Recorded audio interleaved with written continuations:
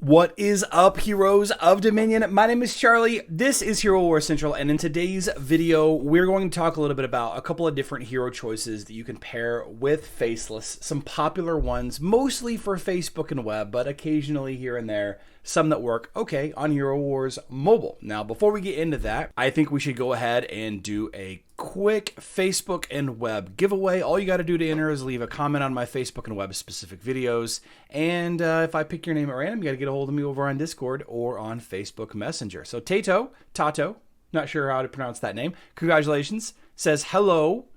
Well, hello, Tato. You get your choice of either the 3 Portal Charge bundle or the 30 Artifact Chest Key bundle. And now you get to watch how to build a good Faceless team. Stay tuned to the end to learn a little bit more about how to level other aspects of Faceless himself. It's only a game. Why you have to be mad? We have a Faceless special event. We need to have a discussion in the next day or two about preparing for Summer Festival. We really do. Need to be saving all of these dolls that we can be saving. Okay, so we spent some energy, we spent some emeralds. Faceless as a hero. What are some of the teams that we can use Faceless with? Aside from Kark teams, Faceless Phobos is a very strong combo. It's a classic combo. This is actually an official combo that Hero Wars YouTube put out not too well, I guess about 3 years ago. They made a video discussing how this was one of the most powerful combos in the game. Phobos will grab a hold of an enemy and paralyze them for 6.6 seconds, and then Faceless copies that. Does more damage, because it's pure damage. I'm sorry, because it's the magic defense is being ignored. And just another 6.6 second stun, or paralyze, I should say. This was the original boss killing lineup right here. The original boss killing lineup. What else? What other heroes are good with Faceless? Amira. So a couple of people said Amira. Copying Amira's ult. I mean, let's be honest with you. Copying any ult that's good is going to be a good ult, right? Amira is a nice use case because it puts that, puts the gold swirls on the enemy, does a big damage. There's a good choice. I don't like Satori. I don't like Faceless Satori because you can't really copy Satori. When Satori uses his ult, he burns up all of the Foxfire marks. So you do get a little bit of damage, but you don't get nearly as much damage as with Satori. Somebody said Isaac, getting a double silence. Okay. Now remember, Isaac, his Violet ability modifies for the damage. So unless your Isaac is ulted 3 times, I don't think Faceless will be able to do as much damage with his ult as Isaac does. Although I could be wrong. Let's see. Faceless and Jorgen is a bit redundant. Well, Faceless and Jorgen does a lot of damage on mobile. It's a very powerful combo on mobile. Faceless and Orion is that's going to ignore basically everybody's magic defense. This could be a fun combo. Although with as quickly as Orion spams, do you really need Faceless there? The magic penetration artifact, says Scott K.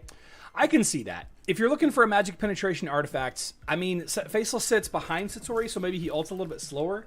But I can see that. Rod's Thrill says Amira Faceless damage is huge. Peter says, I never warmed up to Faceless on Facebook. If I played more manual mode instead of auto, I'd probably like him more. That's a great point. The big reason why a lot of people use Faceless is because of his copy ability, right? The ability for him to double your ultimates. But you can't discount the power throw. This is an area of effect stun ability. And this will reset a lot of enemy teams that are dancing around, right? This can catch a Yasmin, this can catch a Luther, this can catch a lot of heroes and reset the enemy team back into their regular position. A little bit of an area of effect damage. It does lower physical attack as well, but people don't really use this to lower the enemy physical attack. In fact, I would bet most people don't even know that this skill actually did that. And then the Spell Expert, 3300 magic defense, it's okay. Until the enemy uses their first magic penetration artifact, this will block, half of the incoming magic damage for all of your entire team. Zul says, if you are using heroes who benefit from his magic penetration granted from his artifact weapon, some heroes like Satori struggle to get through some tanks' magic defenses. And with Faceless artifact weapon magic penetration, it grants him more power to break through that defense. Okay. I can dig it. You know who else has got really awesome magic penetration buff? Baby Arachne. And while we're at it, Lilith does too, Faceless is unique. He's very interesting. Did you guys know, and this is dumb, by the way, some heroes he copies the enemy's skill. I'm sorry, some heroes he copies their skill. Some heroes he copies their skill and their stats. Some heroes he copies their skill, their stats, and their violet ability. Did you guys know? Did you guys know that? Yeah, Orion does as well, Walter. I had mentioned Orion a few minutes ago.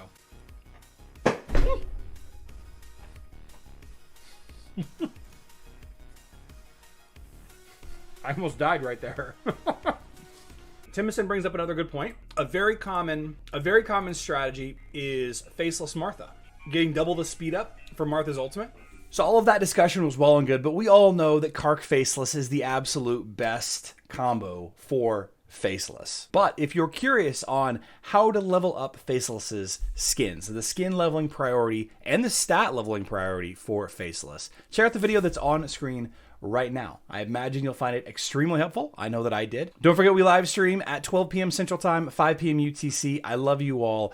Good luck in Dominion.